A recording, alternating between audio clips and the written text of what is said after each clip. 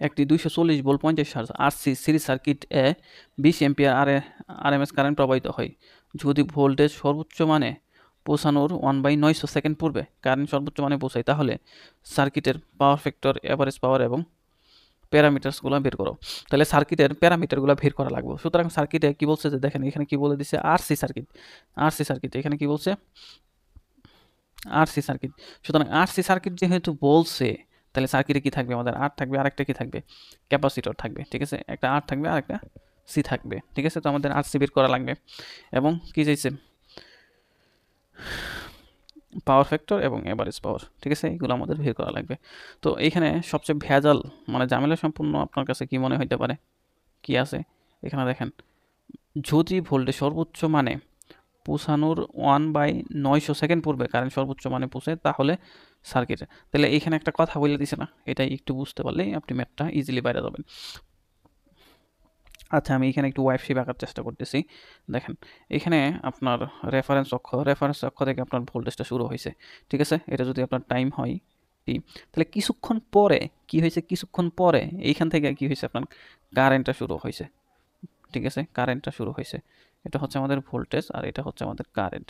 ঠিক আছে, এখন কথা হচ্ছে আমাদের কাজ হচ্ছে যে এই যে ভোল্টেজ এবং কারেন্ট এদের মধ্যে যে ফেজ অ্যাঙ্গেলটা আছে কত ডিগ্রি, এই থিটাটা বের করা।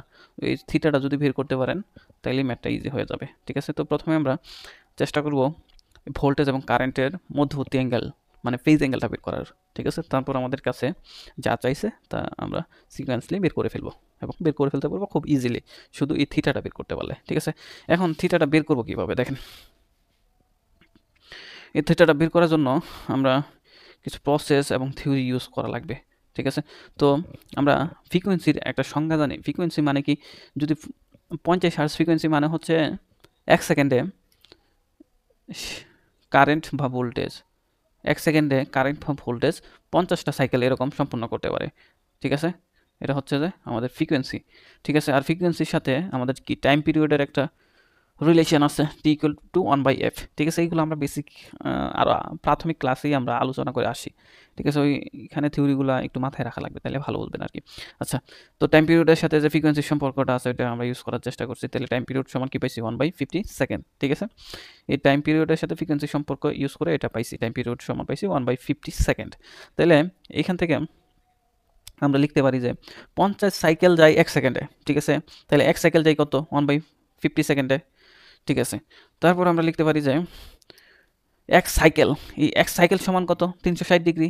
তাহলে 1/50 সেকেন্ডে যায় 360 ডিগ্রি। তাহলে দেখেন এখানে এই লাইনটাই লেখার চেষ্টা করছি, 1/50 সেকেন্ডে অতিক্রম করে 360 ডিগ্রি। তাহলে 1 সেকেন্ডে কতটুকু অতিক্রম করবে, তারপর 1/900 মানে আমাদের যে প্রশ্নে দেওয়া ছিল, দেখেন আমাদের প্রশ্নে কিন্তু 1/900 দেওয়া ছিল, দেখছেন, এটাই আমরা বের করে ফেলার চেষ্টা করছি। তাহলে 1/900 সেকেন্ডে কত ডিগ্রি অতিক্রম করে। তাইলে এইখানে আমরা কিন্তু পাই গেছি থিটা সমান কত পাই গেছি, এটা কিন্তু আমরা থিটা পাই গেছি, থিটা সমান কত, 20 ডিগ্রি পাই গেছি। ঠিক আছে, তো আমাদের কাছে এখন যা চাইছে সব বের করে ফেলতে হবে আমাদের। ঠিক আছে, তো প্রথমে আমাদের কি চাইছে, পাওয়ার ফ্যাক্টর। পাওয়ার ফ্যাক্টরটা কীভাবে বের করতে হয় দেখেন, পাওয়ার ফ্যাক্টরটা হচ্ছে যে কস থিটা। তাহলে কস অ্যাঙ্গেল কত পাইছেন, 20 ডিগ্রি, ক্যালকুলেশন করবেন পাওয়া যাবেন। তারপর এভারেজ পাওয়ার, এখানে এভারেজ পাওয়ারটা কিন্তু সূত্র কিন্তু আমরা জানি এভারেজ পাওয়ারের দুইটা। ঠিক আছে, যেহেতু আমরা ফেজ অ্যাঙ্গেলটা জানি এই জন্য আমরা VI cos থিটাটা ইউজ করে আমরা এভারেজ পাওয়ারটা বের করে ফেলছি। তারপর প্যারামিটারগুলো আমাদের কি করতে হবে, বের করা লাগবে। ঠিক আছে, এই প্যারামিটারগুলো আমাদের বের করা লাগবে। ঠিক আছে, প্যারামিটার বলতে আমাদের যে রেজিস্ট্যান্স আছে না, এই রেজিস্ট্যান্স এবং ক্যাপাসিট্যান্স এই দুইটা জিনিসই আমাদের বের করা লাগবে। ঠিক আছে, এটা হচ্ছে কথা। এখন আমরা এখানে একটু অসম্পূর্ণ আছে, এই আর এবং সি এর মানটা আমরা বের করার চেষ্টা করব। তো আর এবং সি এর মানটা বের করার জন্য আমরা প্রথমে ইম্পিডেন্সটা বের করে নিই। তাহলে এখানে দেখেন আমরা ইম্পিডেন্সটা বের করে নিব, একটু ছোট করে নিই। তাহলে আমরা এখানে ইম্পিডেন্সটা বের করে নিব, জেড ইকুয়াল টু কী হবে, V/I। এখন ভোল্টেজ কত দেওয়া আছে আমাদের প্রশ্নে, 240 ভোল্ট, এবং আই কত দেওয়া আছে, আই হচ্ছে আমাদের প্রশ্নে দেওয়া আছে দেখেন 20 এম্পিয়ার, তাহলে জেড পাই গেলাম। জেড কত পাইলাম? 12 ওহম পাইলাম। ঠিক আছে, এখন আমাদের কাজ হচ্ছে যে আমাদের শুধু জেড এর ভ্যালু পাইছি, মডুলাস পাইছি। ঠিক আছে, এই জন্য আমার অ্যাঙ্গেলও লাগবে। অ্যাঙ্গেলটা কার হবে? এই অ্যাঙ্গেলটা তো ফেজ অ্যাঙ্গেল হবে। ঠিক আছে, তো ফেজ অ্যাঙ্গেল তো আমরা আগেই বের করছি। এখানে ফেজ অ্যাঙ্গেল, এই যে এখানে কিন্তু আমরা ফেজ অ্যাঙ্গেল নিচে বের করছিলাম, কত পাইছিলাম? 20। সুতরাং জেড এর সাথে যদি আমরা অ্যাঙ্গেল লিখি তাহলে কীভাবে লিখতে পারি? জেড অ্যাঙ্গেল সমান হবে যে জেড পাইছি 12, আর অ্যাঙ্গেল হচ্ছে আমাদের ফেজ অ্যাঙ্গেল হচ্ছে 20, সরি আমি 12 লিখে ফেলছি, 20 ডিগ্রি। ঠিক আছে, এটা হচ্ছে আমাদের পোলার ফর্মে আছে। তো এটু করে আমরা কি করব? একটু রেক্ট্যাঙ্গুলার ফর্মে লেখার চেষ্টা করি। রেক্ট্যাঙ্গুলার ফর্মে যদি লেখার চেষ্টা করি তাহলে পাবো হচ্ছে 11.27 মাইনাস জে অফ 4.104 ওহম। এটা হচ্ছে জেড ইম্পিডেন্সটা পাই গেলাম। এখন ইম্পিডেন্সের এই পোর্শনটা কি? এই পোর্শনটা হচ্ছে আমাদের আর। তাহলে দেখেন এই প্রশ্নে যে আমাদের আর চেয়েছে এটা কিন্তু আমরা বের করে ফেলছি। আর ইকুয়াল টু কত পাইলাম? 11.27 ওহম পাই গেলাম। এবং আমাদের এখন কি করতে হবে? সিটা বের করতে হবে। সুতরাং আমরা এক্সি সমান পাইছি কত? এখানে এক্সি সমান পাইছি হচ্ছে 4.104।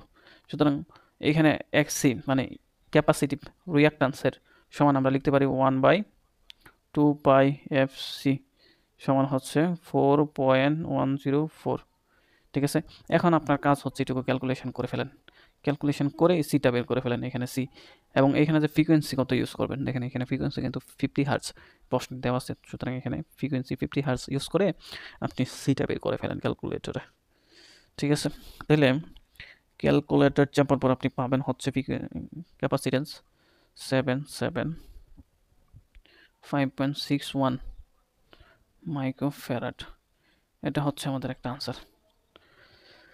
ঠিক আছে, তাহলে এই ম্যাথটা এইভাবে সলভ করা লাগবে। ম্যাথটা যদিও একটু জটিল আছে, ঠিক আছে, কিন্তু আপনি যখন প্রশ্নটা বুঝবেন তখন ম্যাথটা আপনার কাছে ইজি হয়ে যাবে। ঠিক আছে, আচ্ছা আমরা পরবর্তী ম্যাথে যাওয়া